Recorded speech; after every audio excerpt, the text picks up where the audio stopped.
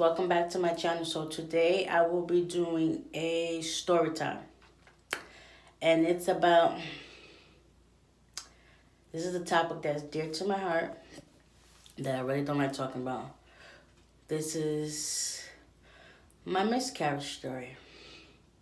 Okay, so on August 24th, 2015,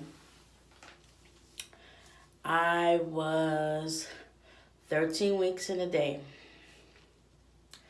I had just came back home from North Carolina the day before, which is August 23rd, because I was getting ready to go to my appointment to actually see my baby and to see how far along I actually was.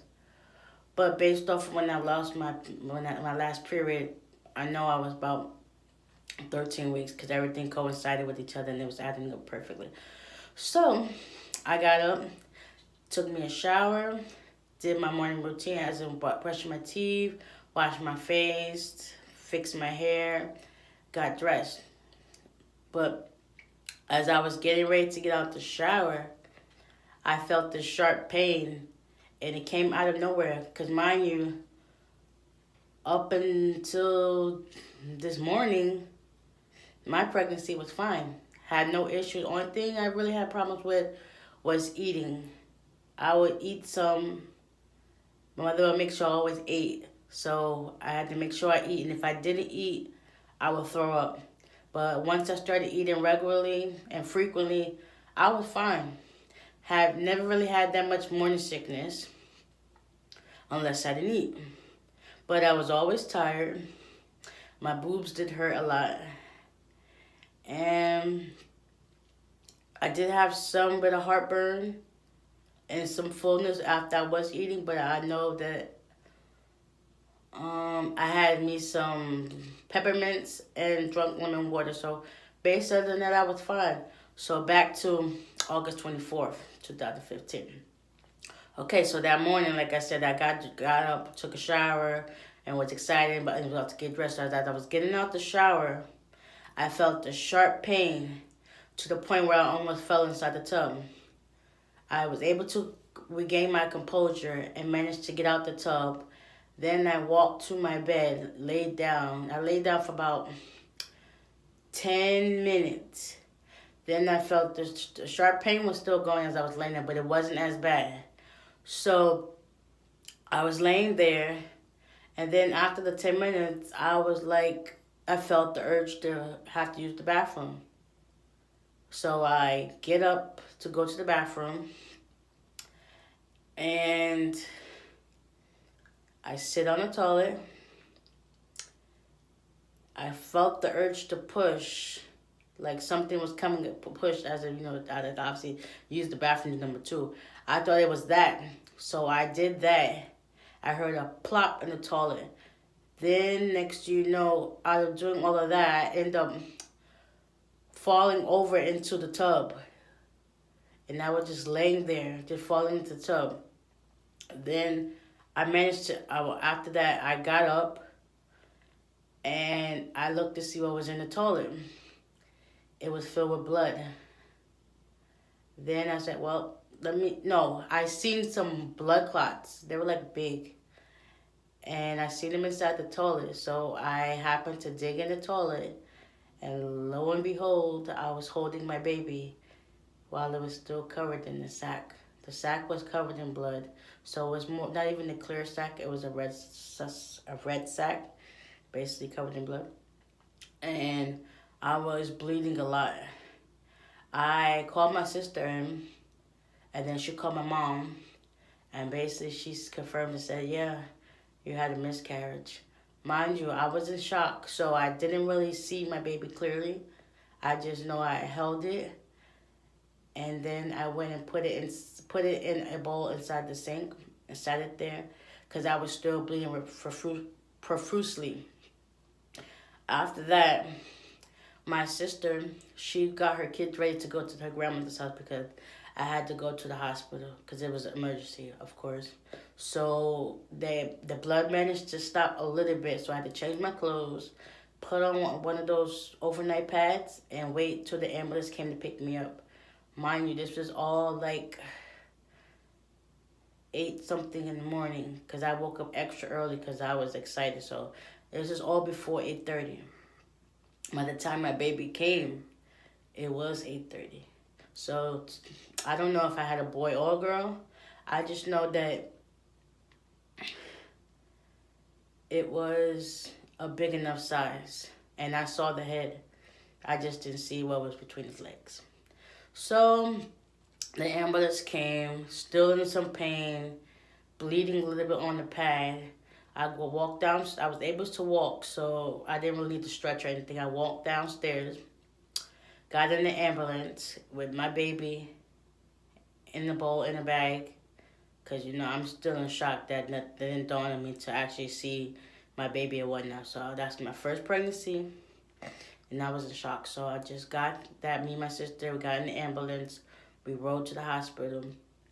As we're riding, there's so many potholes, and each time I hit a pothole, blood gushed out of me with more pain. So I'm just it's so much antagonizing pain that it's like, felt like I was gonna die. The pain was never gonna subside, and I was just like praying to God, just let it be over. So we arrived to the hospital in the emergency part, like 15 minutes later. Then, as I'm laying there on the stretcher, just filling some paperwork, whatever, there's blood just gushing out of me. Every time the urge to push, more blood. I just like, it was unbearable to the fact that, like I said, I felt like I was gonna die. And then, even still, when I got there, I didn't go ask to see my baby because I'm still in shock. This is like, because the pain is what threw me off. I was in so much pain that it felt like I was dying. I end up having to get a D&C, and I had to go upstairs. They prepped me for all of that. I had to go upstairs and get that done. Then after that was done, they took me back downstairs. Mind you, by that time it was already 7 p.m. and I've been there since 9:30 in the morning. It was now 7 p.m. and I couldn't go home unless I showed signs of not bleeding, of the blood slowing down, because if I was bleeding so profusely, I would have to end up getting a blood transfusion. But good thing my procedure went good and that everything was cleaned out correctly.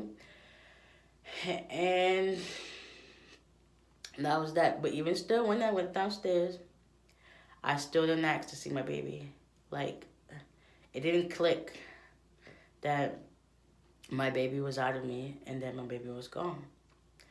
So after that, by 8 o'clock, I managed to stop bleeding and I was able to go home. And I didn't really talk about it or anything for 2 days. After 2 days later, that's when I let everybody know that let everybody know around me, friends and family, what happened. Everybody was so supportive and all. But now looking back on it, 3 years later, I now know when I miscarried. I had actually miscarried a few days before the 24th. So I think it was August 20th. Because that day when I was in North Carolina at my mom's house, I had white liquid come out of me twice, big gushes. But it didn't dawn on me that too either, because I just thought that it was pee. So me being a first time pregnant person, none of that stuff clicks in your mind what can go wrong. Not thinking of a miscarriage. I've heard of miscarriages, but I did not think that it would happen to me so early. But still to this day, I can never get over the fact that my baby is gone And in remembrance of my baby, I have my tattoo, which says a blue and pink ribbon with a footprint and a heart, and it says 8/24/15. I will always and forever remember my baby, regardless how many kids I have now afterwards, but always be my firstborn. And what if I would have opened the sack and see what my baby looked like? If I would have had a daughter or if I would have had a son. I will never know to this day. So this basically concludes my video. I really have nothing else more to say. Just know that I take it every day, one by one. Even though it's been 3 years, it still hurts like if it was just happened to yesterday. Try not to cry, but until then, it just hurts so bad still.